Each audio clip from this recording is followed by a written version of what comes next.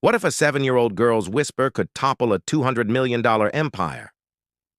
A millionaire CEO steps into his car and hears, "Shut up! Don't say a word." The high-pitched voice cuts through the parking lot's silence like a knife. Jonathan Miller, CEO of Miller Industries, freezes, key in hand, outside his black BMW. The command comes from inside his car.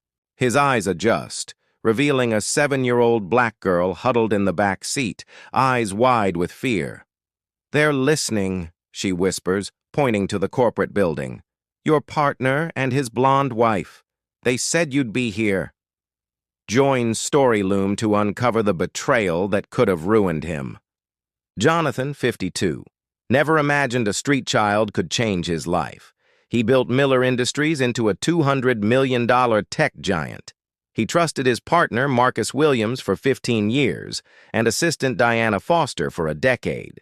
"How'd you get in my car?" he asks quietly, sliding into the driver's seat. "Cleaning lady left it open," she replies. "I hid after seeing them talk about you upstairs." Her eyes shine with intelligence despite dirty clothes. "They said tomorrow you won't own anything." Jonathan's blood runs cold. Tomorrow's a $400 million merger with Japanese investors, planned by Marcus and Diana. What secret could she know to save him? Stay with Storyloom to find out. "What else did you hear?" he asks, fiddling with his phone, watching the 10th floor windows. "They called you stupid, said you'll sign papers without reading," she says. "The blonde woman laughed, saying you'll need a new job the day after tomorrow." The girl shrinks. "They said nasty things, but my grandma said kids don't repeat bad words." Jonathan feels anger and pride. This child risked everything to warn a stranger. "What's your name?" "Jasmine." "Yours is Jonathan Miller. I heard them say it 1,000 times. She hesitates. "You turning me into the police?" Jonathan smiles. "No, Jasmine. You might have saved my life's work." Through the rearview mirror, he sees office lights dim. Marcus and Diana are coming down. Sure, they'll oust him tomorrow. They don't know he's found an unlikely ally. Jasmine gave him something more valuable than any meeting: time to prepare. Driving away, he plans. Why would a 7-year-old risk it all for a stranger? Stick with Storyloom for the shocking answer.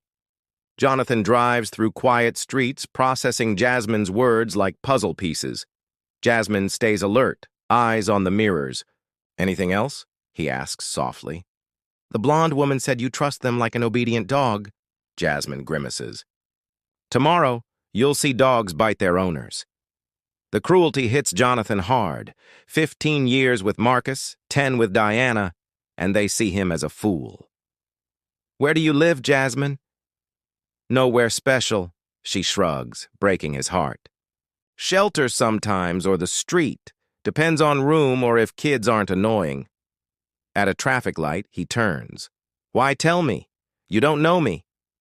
Jasmine's eyes flash. "I know being invisible. They talked like you're nothing. My grandma said, help someone being stepped on 'cause it could be you next." 20 minutes later, in a diner, Jasmine devours a burger. Jonathan sips cold coffee. His phone buzzes. Marcus texts, "Ready for tomorrow, buddy?" "Japanese. We'll love our proposal. You'll retire rich." Jonathan shows Jasmine, who laughs. "He's got nerve lying to your face." Marcus, charming, and Diana, who knows his schedule, plan to fool him. Diana texts, "Jonathan, contracts are perfect. Trust me as always." The coldness churns his stomach. "Do they know stuff about you?" Jasmine asks, licking ketchup off her fingers. "Everything. Passwords, accounts, documents. They've prepared for years. But you've got stuff on them too, right?" Jasmine's right. Marcus's secret meetings, Diana's shady bonuses, overheard talks. "You're sharp, Jasmine." "My grandma said when you have nothing, you see everything." Marcus calls to lock in the trap. Jonathan answers warmly, "I'm great, Marcus. Can't wait to see it unfold." "It'll be perfect," Marcus says smugly.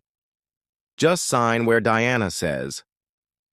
After hanging, Jasmine says, "You're planning something.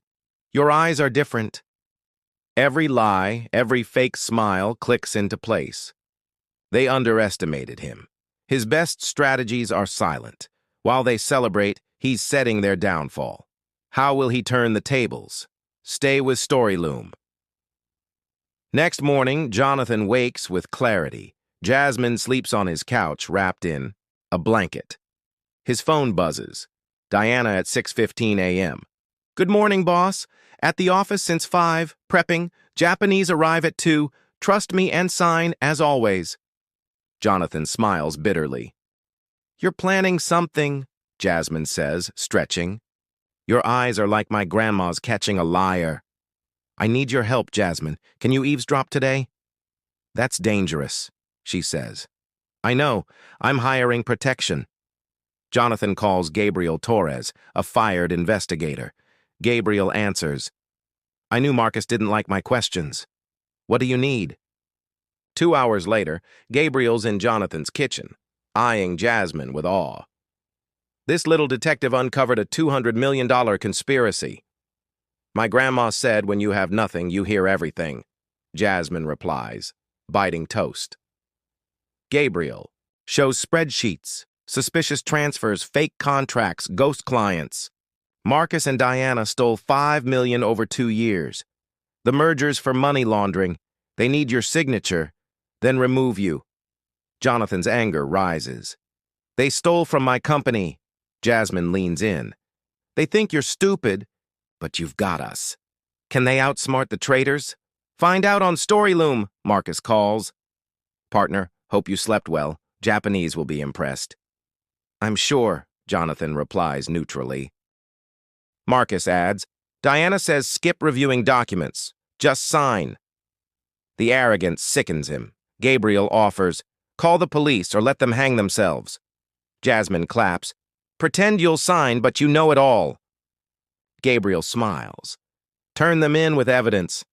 Diana texts, "You're the best boss, Jonathan. Our partnership's forever." The hypocrisy churns his stomach. "They think my kindness is weakness," Jonathan says. Gabriel nods.